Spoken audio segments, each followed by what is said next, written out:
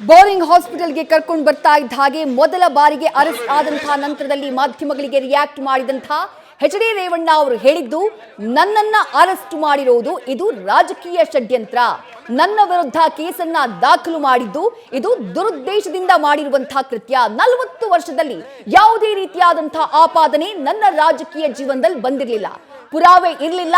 ಮೊದಲ ಕೇಸ್ ದಾಖಲಾದಾಗ ಹಾಗಾಗಿ ಮೇ 2ನೇ ತಾರೀಕು ಕಿಡ್ನಾಪ್ ಕೇಸನ್ನ ದಾಖಲು ಮಾಡಿದ್ರು. ಎಲ್ಲವನ್ನ ಎದುರಿಸುವಂತಹ ಶಕ್ತಿ ನನಗಿದೆ ಅನ್ನುವಂತಹ ಮಾತನ್ನ ಹೇಳಿದ್ದಾರೆ ಮಾಜಿ ಸಚಿವ ಎಚ್.ಡಿ. ರೇವಣ್ಣ. ಮತ್ತಷ್ಟು ಡೀಟೇಲ್ಸ್ ನಮ್ಮ ಪ್ರತಿನಿಧಿ ಶಿವಕುಮಾರ್ ನೀಡ್ತಾ ಹೋಗ್ತಾರೆ. ಶಿವಕುಮಾರ್, ನಿನ್ನೆ ಪ್ರತಿಕ್ರಿಯೆ ಕೊಡುವಂತಹ ಸಂದರ್ಭದಲ್ಲಿ, ಕೇಳುವಂತಹ ಸಂದರ್ಭದಲ್ಲಿ ರಿಯಾಕ್ಟ್ ಮಾಡುವುದಕ್ಕೆ ಎಚ್.ಡಿ. ರೇವಣ್ಣ ಅವರು ಸಿದ್ಧ ಇರಲಿಲ್ಲ. ಇವತ್ತು SIT ಅವರು ರಿಯಾಕ್ಟ್ ಮಾಡಬೇಡಿ ಎಂದು ಅವರನ್ನೇ ಗದರಿ ತಾವು ಏನ್ ಹೇಳಬೇಕು ಅಂತ ಅಂದುಕೊಂಡಿದ್ರು ಅದನ್ನ ಹೇಳಿದ್ದಾರೆ.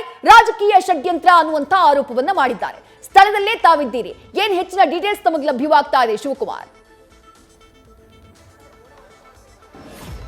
ಶ್ರೀ ರೇವಣ್ಣ ಅವರು ಬಂಧನವಾದ 23 ಗಂಟೆಗಳ ನಂತರದಲ್ಲಿ ಮೊದಲನೇ ಬಾರಿಗೆ ಮಾಧ್ಯಮಗಳಿಗೆ ಪ್ರತಿಕ್ರಿಯೆಯನ್ನು ಕೊಟ್ಟಿರುವಂತದ್ದು. ಬೋರಿಂಗ್ ಆಸ್ಪತ್ರೆಗೆ ಮೆಡಿಕಲ್ ಟೆಸ್ಟ್ಗೆ SIT ಅಧಿಕಾರಿಗಳು ಕರೆತಂದಂತಹ ಸಂದರ್ಭದಲ್ಲಿ ಇದು ರಾಜಕೀಯ ಷಡ್ಯಂತ್ರ. ಕಳೆದ 40 ವರ್ಷಗಳ ನನ್ನ ರಾಜಕೀಯ ಜೀವನದಲ್ಲಿ ಯಾವುದೇ ಒಂದು ಆಪಾದನೆ ಕೂಡ ಇರಲಿಲ್ಲ. ನನ್ನ ಮೇಲೆ ಕಳೆದ 28ನೇ ತಾರೀಕು ದೂರು ದಾಖಲನ್ನು ಮಾಡ್ತಾರೆ. ಆದರೆ ಆ ಪ್ರಕರಣದಲ್ಲಿ ಸರಿಯಾದಂತಹ ಎವಿಡೆನ್ಸ್ ಸಿಗದೆ ಹೋದಂತ ಪರಿಣಾಮವಾಗಿ ಮತ್ತೊಂದು ಕಿಡ್ನಾಪ್ ಕೇಸನ್ನ ಮಾಡಿ ನನ್ನನ್ನು ಅರೆಸ್ಟ್ ಅನ್ನ ಮಾಡಿದ್ದಾರೆ. ಇದೆಲ್ಲವೂ ಕೂಡ ರಾಜಕೀಯ ಷಡ್ಯಂತ್ರ ಅಂತೇಳಿ ಎಚ್.ಡಿ. ರೇವಣ್ಣ ಅವರು ನೇರವಾಗಿ ಸರ್ಕಾರದ ಮೇಲೆ ಆರೋಪವನ್ನು ಮಾಡ್ತಿರುವಂತದ್ದು. 40 ವರ್ಷದ ನನ್ನ ರಾಜಕೀಯ ಜೀವನದಲ್ಲಿ ಯಾವುದೇ ಆಪಾದನೆ ಇರಲಿಲ್ಲ. ಜೊತೆಗೆ ಕಳೆದ 28ನೇ ತಾರೀಕು ದಾಖಲಾಗುವಂತ ಅಂದ್ರೆ ಹೊಳೆನರಸೀಪುರ ಪೊಲೀಸ್ ಠಾಣೆಯಲ್ಲಿ ದಾಖಲಾಗುವಂತಹ ಪ್ರಕರಣದಲ್ಲಿ ಸರಿಯಾದಂತಹ ಪುರಾವೆ ಸಿಗದ ಹಿನ್ನೆಲೆಯಲ್ಲಿ ಮತ್ತೊಂದು ಪ್ರಕರಣವನ್ನು ದಾಖಲು ಮಾಡಿದರೆ ಇದು ಎಲ್ಲವನ್ನು ನಾನು ಬಿಚ್ಚಿಡ್ತೀನಿ, ಇದು ರಾಜಕೀಯ ಷಡ್ಯಂತ್ರ ಅನ್ನೋ ಮಾತನ್ನ ರೇವಣ್ಣ ಅವರು ಹೇಳ್ತಿರುವಂತದ್ದು. ನಿನ್ನೆ ಸುಮಾರು 1 ಗಂಟೆ 50 ನಿಮಿಷಗಳ ಕಾಲ ರೇವಣ್ಣ ಅವರಿಗೆ ಮೆಡಿಕಲ್ ಚೆಕಪ್ ಅನ್ನ SIT ಅಧಿಕಾರಿಗಳು ಬೋರಿಂಗ್ ಆಸ್ಪತ್ರೆಯಲ್ಲಿ ಮಾಡಿದ್ರು. ಜೊತೆಗೆ ಈಗ ಮತ್ತೆ ರೇವಣ್ಣ ಅವ್ರಿಗೆ ಬೋರಿಂಗ್ ಆಸ್ಪತ್ರೆಗೆ ಕರ್ಕೊಂಡೋಗಿರುವಂತದ್ದು. ನಿನ್ನೆ ಮಾಡಿದಂತ ECGಯಲ್ಲಿ ಕೆಲವೊಂದಷ್ಟು ಸಮಸ್ಯೆ ಕಾಣಿಸ್ಕೊಂಡಿತ್ತು. ಜೊತೆಗೆ ರೇವಣ್ಣ ಅವ್ರಿಗೆ BP, sugar, urine, blood checkup ಅನ್ನ ನಿನ್ನೆ ಮಾಡಿದಂತ ಸಂದರ್ಭದಲ್ಲಿ ಜೊತೆಗೆ ECG ಅನ್ನು ಮಾಡಿಸಿದ್ರು. ECGಯಲ್ಲಿ ಕೆಲವೊಂದಷ್ಟು ಆರೋಗ್ಯದ ಸಮಸ್ಯೆ ಇದೆ, ಎಕ್ಸ್ಪರ್ಟ್ಗಳ ಒಪಿನಿಯನ್ ತಗೊಳ್ಬೇಕು ಅಂತೇಳಿ ಯಾವಾಗ ಬೋರಿಂಗ್ ಆಸ್ಪತ್ರೆ ವೈದ್ಯರು ಹೇಳಿದ್ರು, ಇವತ್ತು ಪುನಃ ಬಂದು ECGಯನ್ನು ಮಾಡಿಸಿರುತ್ತಾರೆ ಅನ್ನೋ ಮಾಹಿತಿ ಸದ್ಯಕ್ಕೆ ಸಿಗ್ತಿರುವಂತದ್ದು. ಇನ್ನೇನು ಕೆಲವೇ ಕ್ಷಣಗಳಲ್ಲಿ ಬೋರಿಂಗ್ ಆಸ್ಪತ್ರೆಯಿಂದ ನೇರವಾಗಿ ಕೋರಮಂಗಲದಲ್ಲಿ ಇರುವಂತಹ ನ್ಯಾಯಾಧೀಶ ನಿವಾಸಕ್ಕೆ ಎಚ್.ಡಿ. ರೇವಣ್ಣ ಅವರನ್ನು ಹಾಜರುಪಡಿಸಲಿಕ್ಕೆ SIT ಅಧಿಕಾರಿಗಳು ನಿರ್ದೇಶಿಸಿಕೊಂಡಿರುವಂತದ್ದು. ಅಂದ್ರೆ ರೇವಣ್ಣ ಅವರು ಅರೆಸ್ಟ್ ಆದಂತ ನಂತರದಲ್ಲಿ ಮೊದಲನೇ ಬಾರಿಗೆ ಅವರು ಮಾಧ್ಯಮಗಳಿಗೆ ಪ್ರತಿಕ್ರಿಯೆಯನ್ನು ನೀಡಿರುವಂತದ್ದು. ಇದು ಕಂಪ್ಲೀಟ್ ಆಗಿ ರಾಜಕೀಯ ಷಡ್ಯಂತ್ರ, ದುರುದ್ದೇಶಕ ಪೂರ್ವಕವಾಗಿಂದಲೇ ಮಾಡಿದ್ದಾರೆ. ಎಲ್ಲವನ್ನು ಕೂಡ ಸರಿಪಡಿಸುವಂತ ಕೆಲಸವನ್ನು ನಾನು ಮಾಡ್ತೀನಿ ಅನ್ನೋ ಮಾತನ್ನ ರೇವಣ್ಣ ಅವರು ಹೇಳ್ತಿರುವಂತದ್ದು. ವಿದೇಶ್ರೀ ಶಿವಕುಮಾರ್, ಸಾಕಷ್ಟು ಕುತೂಹಲವನ್ನ ಮೂಡಿಸ್ತಾ ಇರೋದು ರೇವಣ್ಣ ಅವರ ವರ್ತನೆಯಲ್ಲಿ ಆಗಿರುವಂತಹ ಬದಲಾವಣೆ. ನಿನ್ನೆ ನೋಡಿ ಮಾಧ್ಯಮದವರು ಪ್ರತಿಕ್ರಿಯೆಯನ್ನ ಕೇಳೋಕ್ ಮುಂದಾದ್ರೂ ಕೂಡ ರಿಯಾಕ್ಟ್ ಮಾಡೋದಕ್ಕೆ ರೇವಣ್ಣ ಅವರು ಸಿದ್ಧ ಇರಲಿಲ್ಲ.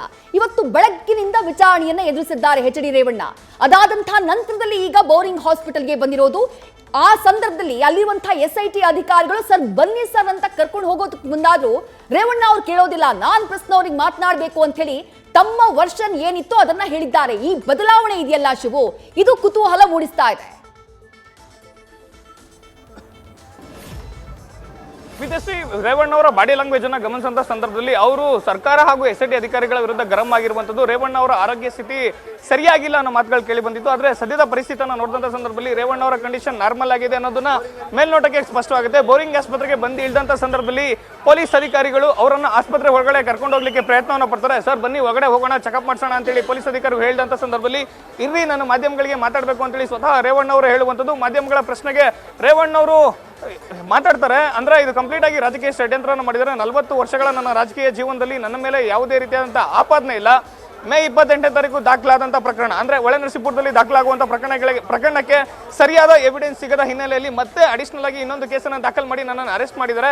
ಎಲ್ಲವನ್ನು ಬಿಚ್ಚಿಡ್ತೀನಿ, ಎಲ್ಲದ್ರ ಬಗ್ಗೆ ನಾನು ಮಾತಾಡ್ತೀನಿ, ಇದು ಕಂಪ್ಲೀಟ್ ಆಗಿ ರಾಜಕೀಯ ಷಡ್ಯಂತ್ರ ಅನ್ನೋ ಮಾತನ್ನ ರೇವಣ್ಣ ಹೇಳ್ತಿರುವಂಥದ್ದು. ಅಂದ್ರೆ ರೇವಣ್ಣ ಅವರ ಸದ್ಯದ ಸ್ಥಿತಿಯನ್ನು ನೋಡಿದ್ರೆ ರೇವಣ್ಣ ಅವರು ನಾರ್ಮಲ್ ಆಗಿದ್ದಾರೆ. ಜೊತೆಗೆ ಕೆಲವೇ ಕ್ಷಣಗಳಲ್ಲಿ ಇಲ್ಲಿಂದ ಅಂದ್ರೆ ಬೋರಿಂಗ್ ಆಸ್ಪತ್ರೆಯಿಂದ ಅವರನ್ನ ಮೆಡಿಕಲ್ ಚೆಕಪ್ ಅನ್ನು ಮುಗಿಸಿಕೊಂಡು ನ್ಯಾಯಾಧೀಶ ನಿವಾಸಕ್ಕೆ ರೇವಣ್ಣ ಅವರನ್ನ ಕರೆದೊಯ್ಯುವಂತ ಸಾಧ್ಯತೆಗಳು ಹೆಚ್ಚಾಗಿರುವಂಥದ್ದು. ಜೊತೆಗೆ SIT ಮೂಲಗಳ ಮಾಹಿತಿ ಪ್ರಕಾರ ರೇವಣ್ಣ ಅವರಿಗೆ ಇವತ್ತು ನ್ಯಾಯಾಂಗ ಬಂಧನಕ್ಕೆ ಒಳಪಡಿಸುವಂತ ಸಾಧ್ಯತೆಗಳು ಹೆಚ್ಚಾಗಿ ಕಾಣಿಸಿರುವಂತದ್ದು. ವಿದೇಶಿ ನ್ಯೂಸ್ ಫಸ್ಟ್ ನಿರ್ಭೀತಿಯಿಂದ ನಿಮ್ಮ ಪರವಾಗಿ.